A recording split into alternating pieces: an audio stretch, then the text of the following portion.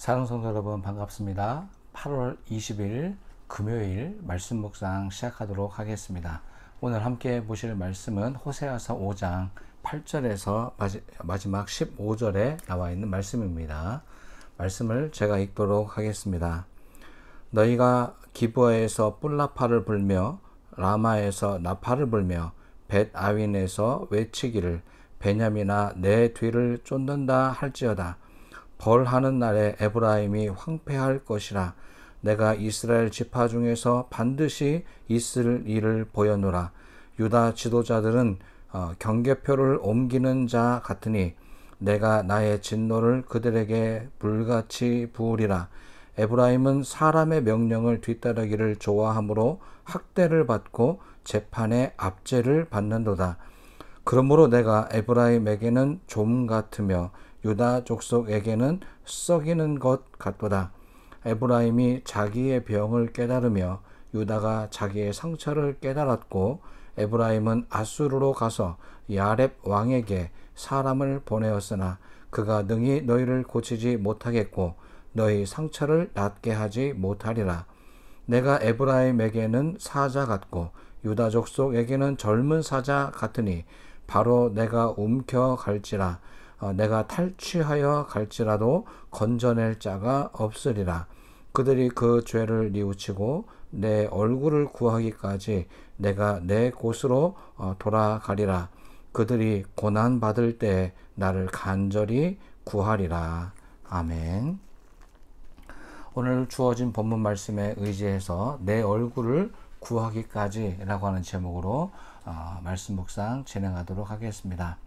5장은 전체적으로 첫 번째 파트에서는 지도자들의 잘못에 대해서 언급을 했고, 또 어제 보신 말씀은 이런 지도자들 밑에서 모든 백성들마저 죄악에 빠져있는 모습을 지적을 했습니다. 오늘 5장의 가장 마무리, 가장 끝에 있는 이 단락에서는 북이스라엘 뿐만 아니라 남유다를 통틀어서 하나님의 심판에서 벗어나지 못할 것에 대한 예고를 해주고 있습니다. 이제 이스라엘은 남과 북을 구분하지 않고 돌이킬 수 없는 길로, 막다른 길로 가고 있다는 느낌을 지울 길이 없습니다. 이스라엘은 각각 자신들이 지은 죄악으로 말미암아 이제는 이 두 민족이 비극적인 사건을 경험하게 됩니다. 이 비극적 사건은 다름이 아닌 전쟁입니다. 각각 북이스라엘과 남유다가 전쟁을 겪게 된다는 것입니다. 이스라엘은 뿔나파를 불며 전쟁에 임하합니다. 전열을 가다듬고 승전거를 올리기 위해 나팔을 불었지만 결과적으로 이 공격을 당해서 황폐한 땅이 되어버리고 맙니다. 그런데 이 북이스라엘만의 문제가 있는 것이 아닙니다. 남유다도 마찬가지입니다.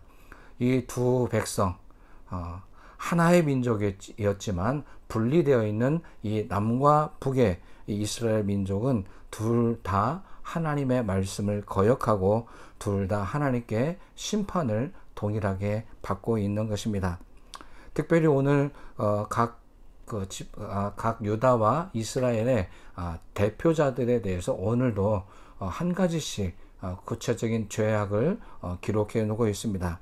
오늘 본문 5장 10절에는 먼저 유다 지도자들에 대해서 말씀하고 있는데요. 유다 지도자들은 경계표를 옮기는 자들이었다라고 기록하고 있습니다. 경계표를 옮겼다라고 하는 것이 무엇이기에 오늘 남유다 지도자들을 질책하는 이런 대상으로 오늘 이런 문장을 사용했을까요? 1차적으로 이 경계석을 옮긴다라고 하는 것은 전쟁을 일으켜서 국경을 침범해 넘어간다라고 하는 1차적 의미가 있습니다. 남유다는 평화와 안정, 또 하나님의 나라의 축복 속에 살아가야 될 민족인데 오히려 유다 지도자들은 멸망을 즈음에 이 경계석을 옮겨서 남의 나라를 침범해 들어가는 죄악을 범했다라고 하는 것을 지적하고 있는 것입니다. 그러나 이런 표면적인 1차적인 전쟁만을 지적하는 것이 아니라 구약성경 전반적으로 이 경계석을 옮기는 것에 대해서 하나님께서 어떠한 평가를 하고 있는지를 깊이 있게 생각해 본다면 이 1차적인 의미를 넘어서서 하나님께서 왜 이렇게 경계석을 중요하게 여기는지를 잘 알 수 있게 되리라 생각되어집니다.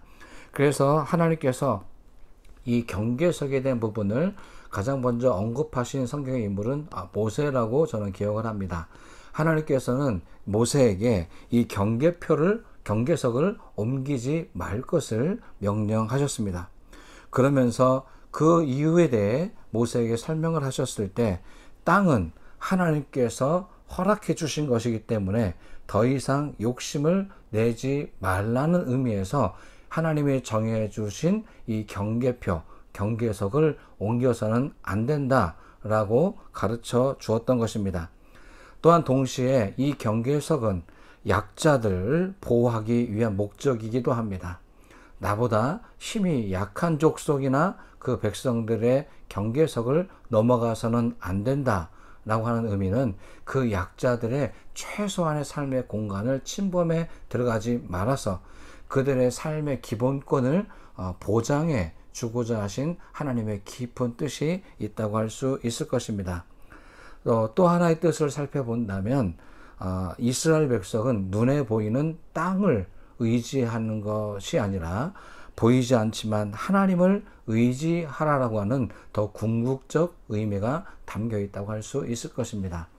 이와 같이 구약 성경 안에는 이 경계석에 관련돼서 크게 보면 눈에 보이는 1차적인 전쟁하는 의미, 또 두 번째 궁극적인 의미로 방금 말씀드린 이 세 가지의 뜻을 그 속에 담아내고 있습니다.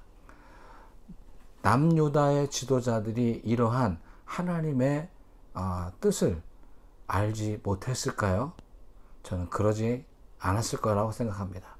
분명히 그들은 알고 있었습니다. 그럼에도 불구하고 그들은 경계석을 옮겨 놓았습니다. 남의 땅에 침범에 들어가고 약자들을 갈취하는 그 일들을 그들은 서슴없이 범하고 있었다고 하는 것입니다. 이런 의미에서 유다의 지도자들은 하나님의 언약의 말씀을 어겼을 뿐만 아니라 자신의 탐욕을 부리고 약자들을 착취하는 일들을 하고 있었다라고 하는 것을 오늘 본문 10절에서 이 경계석을 옮겨 놓는 자들이었다라는 평가 한마디로 그들의 죄악을 고발하고 있는 것입니다. 북이스라엘은 또한 어떻습니까? 오늘 북이스라엘이 심판받을 수밖에 없었던 이유, 오늘 5장에서는 11절 말씀에 이렇게 기록을 하고 있습니다. 그들은 사람의 명령을 따르기를 좋아했다라고 말입니다. 하나님의 명령을 의지해야 할 이스라엘이 이제는 사람의 명령을 따를 뿐만 아니라 그것을 더 좋아했다라고 고발하고 있습니다. 하나님의 뜻을 따르지 않고 그것은 오히려 거부하며 사람의 명령을 따르는 것, 그것을 더 좋게 여겼다라고 하는 것이 오늘 본문 5장에서 지적하고 있는 북이스라엘의 지도자들이 가지고 있던 죄악들이었다고 하는 것입니다. 어찌됐든 오늘 이 방금 언급해드린 남유다의 잘못 그리고 북이스라엘의 이 잘못을 하나님께서는 똑같이 여기시며 이들에게 오늘 하나님의 심판을 얘기하고 계십니다. 하나님께서는 그 뒤에 주신 말씀에서 그들을 좀먹게 하실 것이고 썩게 하실 것이다. 하나님의 심판을 이렇게 묘사하고 있습니다.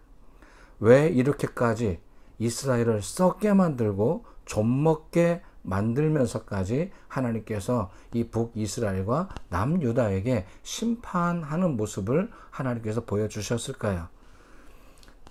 저는 사랑과 정의가 많으신 하나님께서 이렇게까지 하시는 데에는 이 심판이 주의 목적이라기보다 이 심판하시는 하나님의 모습을 통해 하나님의 궁극적으로 원하시는 것을 이스라엘 백성들이 깨닫기를 원하셨을 것이다 라고 생각해 봅니다.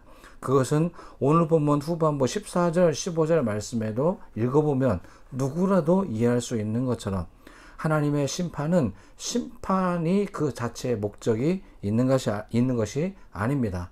오히려 그들이 이 심판을 계기로 회개하고 하나님께 돌아오기를 원하셨던 것입니다. 그렇습니다. 하나님께서 비록 이 북이스라엘을 좀먹게 하고 유다를 썩게 만들긴 하시지만 이것은 멸망시키기 위한 그저 심판의 도구로서의 하나님의 뜻이 아닌 이런 심판을 만나게 되었을 때 자신을 돌아보고 무엇을 또 어디서부터 잘못했는지를 살펴보며 회개하고 하나님께로 다시 사람의 명령을 즐겨했던 그들이 이제는 하나님의 명령을 즐거이 따르며 하나님의 얼굴을 대면하여 보기를 원하신다라고 하는 것을 호세아는 분명히 밝혀주고 있는 것입니다. 그러나 그들은 엉뚱하게도 이런 하나님의 기대를 저버렸습니다. 오히려 하나님과는 더 멀어져 버리고 아수르 왕에게 도움을 요청했던 것입니다.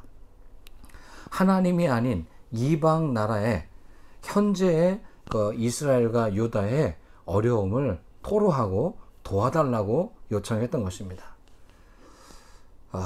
결과는 어땠을까요? 이 자기를 도와달라, 약해져 있습니다. 우리를 도와주십시오. 이 아수르와 바벨론은 이런 도움을 받고 오히려 북이스라엘과 남유다를 침략해 들어왔습니다. 그들의 약점을 공략하고 들어와서 오히려 북이스라엘과 남유다를 멸망시키게 되는 결과를 맞이하게 되었던 것입니다. 하나님을 선택했더라면 북이스라엘과 남유다 역사는 아마 새롭게 다시 기억되었을 것입니다. 하지만 그 선택의 순간에, 가장 중요한 선택의 순간에 사람의 명령, 나를 직접 도와줄 것이 하나님이 아니고 사람이었다라고 하는 판단, 또 하나님의 기대는 그렇게도 잘 이해하지 못했던 남북 이스라엘의 지도자들의 잘못된 그 선택의 모습을 오늘 우리에게 보여주고 있습니다. 사랑하는 성도 여러분, 하나님께서 만약 저와 여러분에게 분노하신다면 하나님께서 분노하시는 그 이유와 목적은 분명하다고 저는 생각합니다. 우리를 멸망시키고 죽이기 위함이 아닙니다. 오늘 호세아서 5장 후반부에 나와 있는 이 숨겨있는 하나님의 뜻에 나와 있는 것처럼 우리가 되돌이키고 다시 하나님께로 돌아오기를 간절히 누구보다도 바라고 있다는 사실을 저와 여러분이 깨닫게 되기를 간절히 소망합니다. 오늘 15절에 나와 있는 것처럼 그들이 그 죄를 뉘우치고 내 얼굴을 구하기까지입니다. 하나님의 얼굴을 구하기까지, 하나님의 얼굴을 맞대고 오늘 우리가 대면해서 하나님의 도움을 구하고 또 도움을 구하는 우리에게 하나님의 신실하신 은혜를 공급받는 이 신실한 소통이 이루어지는 그런 그런 관계를 하나님께서 원하시고 계신다는 것입니다. 우리가 우리의 죄를 스스로 뉘우치고 간절히 하나님을 찾는다면 하나님은 우리에게 얼굴빛을 향하여 들어 보이실 것입니다. 그리고 하나님의 그 넓은 품으로 우리를 안아 주실 줄로 믿습니다. 사랑하는 성도 여러분, 죄를 범하게 되면 어떤 고통과 어려움을 겪게 되면 하나님을 향해 오히려 숨는 선택을 하기가 더 쉽습니다. 하지만 이럴 때 믿음의 용기를 가지고 하나님께로 한 걸음 더 오히려 가까이 나아가 보십시오. 하나님, 내 잘못이 무엇인지를 깨닫게 해주십시오. 그리고 스스로 돌이켜서 하나님과 얼굴을 대면해 볼 수 있는 은혜를 달라고 오히려 기도해 보시면 어떻겠습니까? 하나님의 얼굴을 구하면 하나님께서 그 얼굴빛을 비춰서 우리에게 은혜의 빛, 생명의 빛을 비춰 주실 줄로 믿습니다. 오늘 그 생명의 빛을 만끽할 수 있는 하루가 될 수 있게 되기를 간절히 소망합니다. 기도하겠습니다. 참 좋으신 하나님, 우리가 죄악 중에 있지만 이 죄악 속에서도 하나님의 부르심, 하나님의 인도하심이 분명히 있음을 저희는 깨닫습니다. 그러나 오늘 본문 속에서 북이스라엘과 남유다는 이런 하나님의 간절한 외침을 듣지 못했고 오히려 사람들에게 자신들의 부족함을 아뢰고 도움을 요청했습니다. 그 요청을 받은 그들은 오히려 공격해 왔고 오히려 그것으로 결과적으로 북이스라엘과 남유다는 멸망할 수밖에 없었습니다.